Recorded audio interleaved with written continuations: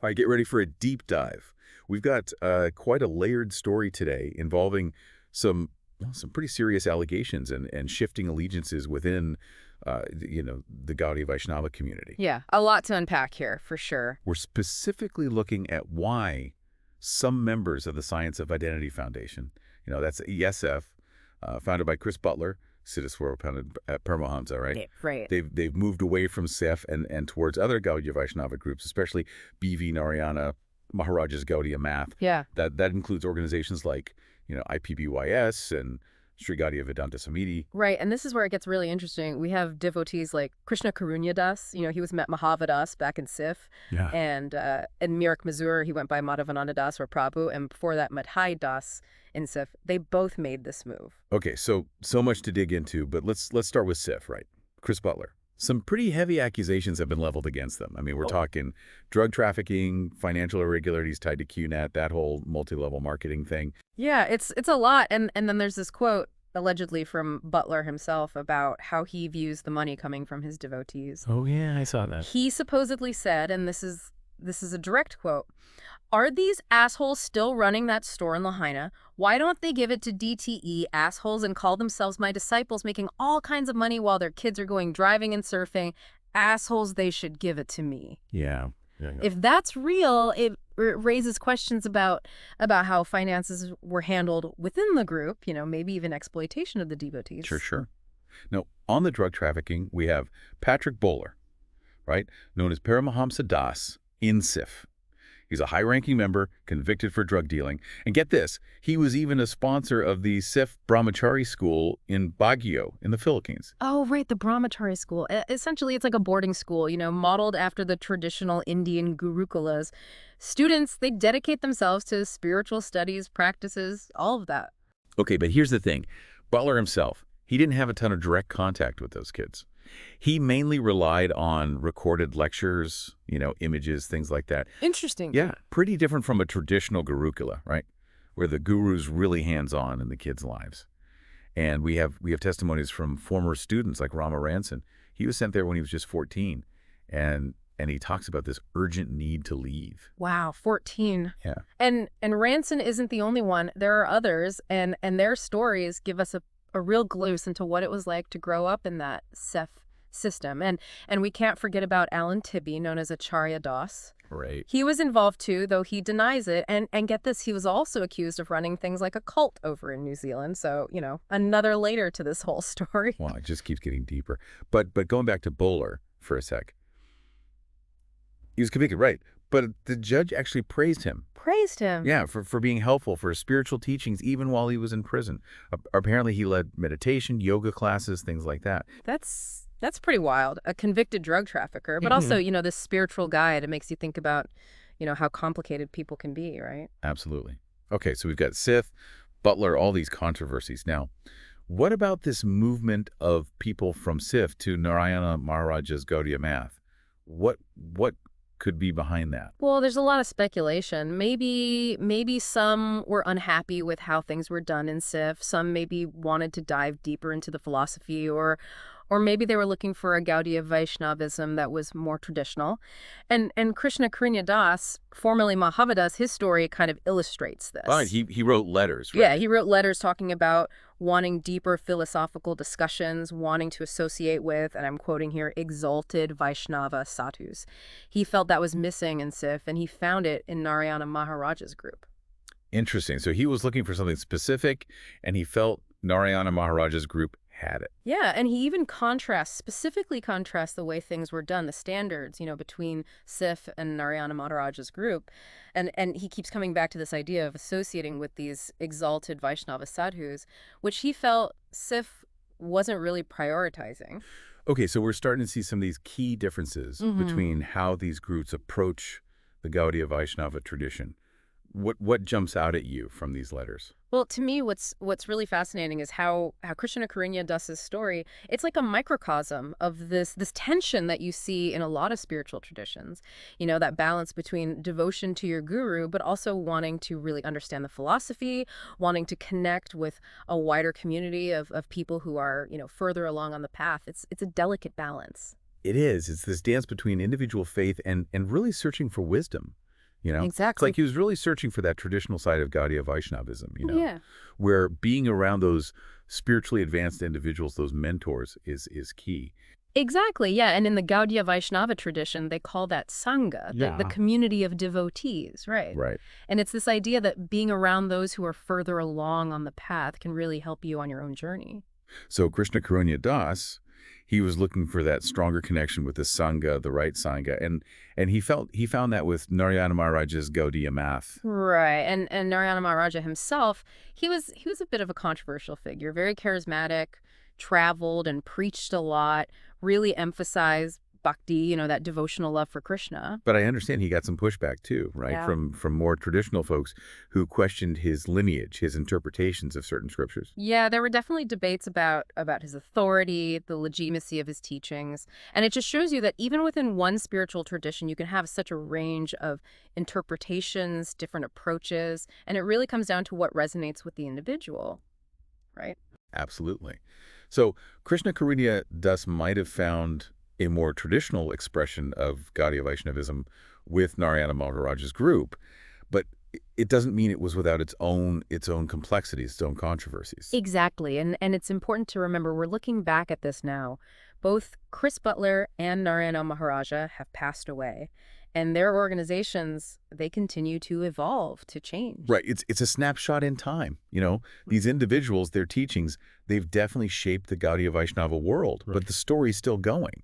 And I think it's so fascinating to see how these different branches, they're navigating, the modern world. Absolutely, yeah. We're seeing this global resurgence of interest in Eastern spiritual traditions, and Gaudiya Vaishnavism is right there in the mix. But, as these traditions spread beyond their traditional cultural boundaries, you see new interpretations, challenges, even controversies popping up. It's like taking, I don't know, a delicate flower and trying to replant it in a completely different environment. Right. You need that careful attention, that adaptation, to make sure it survives and grows. And speaking of adaptation, we can't ignore the impact of technology on all this. Oh, absolutely. The internet, social media, it's all become this huge platform for spreading spiritual teachings, connecting devotees, even sparking debates and controversies. It's a double-edged sword, right? Yeah. More access to information, a sense of global community, that's amazing. But then you also have these echo chambers, these divisions that get even deeper. Yeah, and it's made it so much harder to figure out what's authentic, what's misinformation, even what's straight up manipulation. So it goes back to that personal responsibility, right? Yeah. That critical thinking, seeking out different perspectives. We can't just, take everything we hear or read at face value, especially when it comes to faith, to spirituality. Absolutely. And we got to be aware of where our information's coming from. Is it credible? Is there bias? Are they pushing a certain agenda? These are questions we have to be asking ourselves. It's like being a detective, right? You're sifting through the clues, the evidence, trying to piece together the truth. And in this case, that truth, it's multifaceted, it's complex. There are no easy answers. Yeah, and that's okay. It's in that struggle, that questioning, that searching, that we grow, we evolve on our own spiritual journeys. It's not about finding the one definitive answer, but about that process of exploration, of discovery. So if we zoom out a little, look at the big picture, what does this all tell us about the challenges, the opportunities facing spiritual traditions in this globalized world? Well, I think it really highlights how important dialogue is and understanding, respecting different perspectives. We live in such an interconnected world, and it's more important than ever to build bridges, to have empathy, between different cultures, different belief systems. Well, you can't just, shut ourselves off in our own little bubbles. Yeah. We have to be willing to engage with those who see things differently, listen with open hearts, open minds, find that common ground.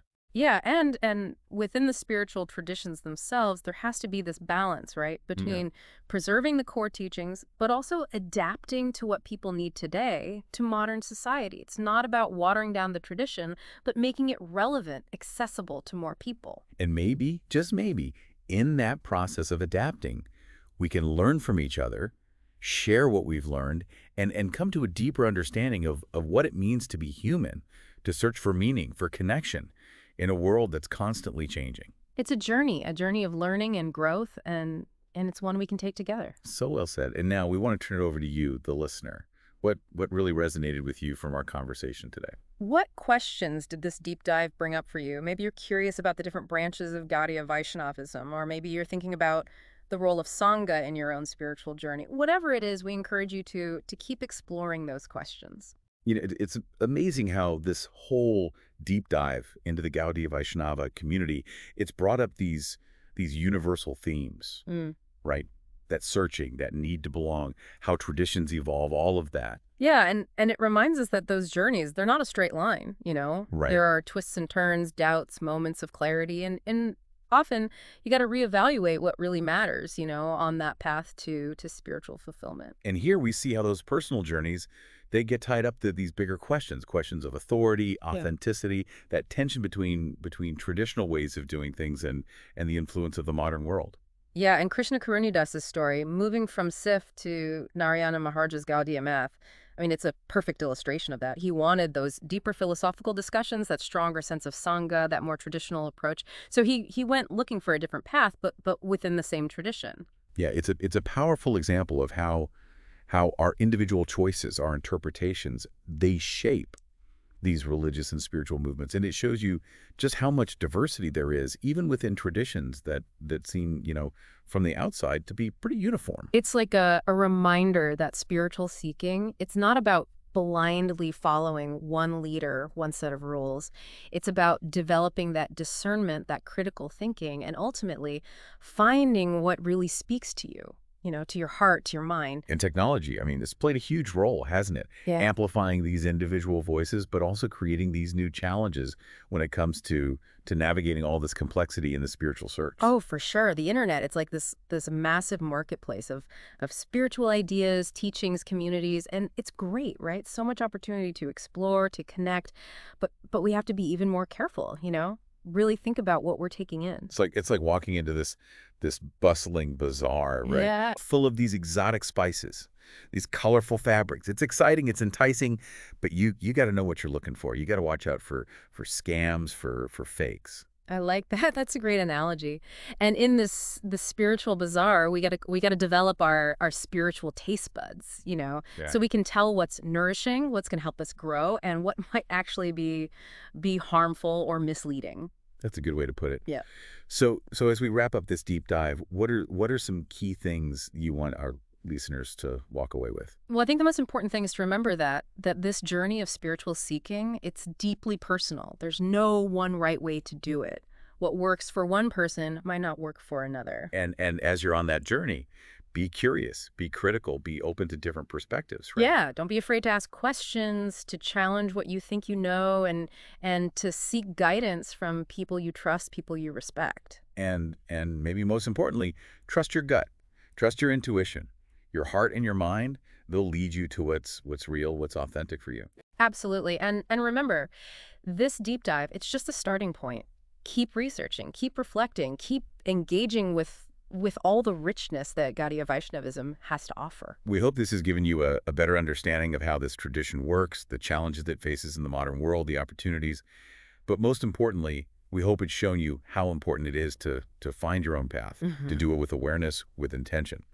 Thanks for joining us on this deep dive, and until next time, keep seeking.